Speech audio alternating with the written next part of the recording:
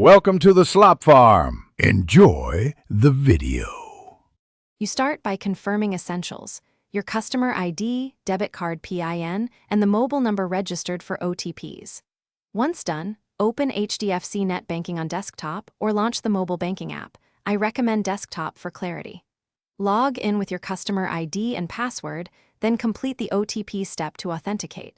Make sure your session is secure and do not use public Wi-Fi if possible.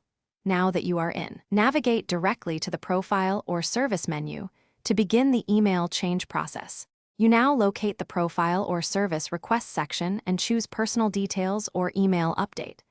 Enter your new email address carefully, retype it to confirm accuracy, and submit the change. This triggers an OTP to your registered mobile.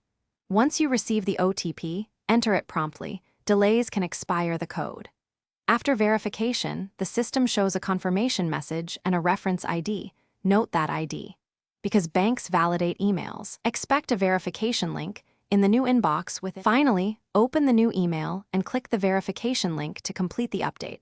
Make sure to refresh the inbox and check spam if you don't see it. If the OTP or email link fails, request a resend and try again. You can use the reference ID when contacting customer care for faster support. If the mobile number is unregistered or online verification repeatedly fails, visit your branch with ID and proof. This resolves most issues and finalizes the email change securely. Thanks for watching. Consider subscribing if we helped you today.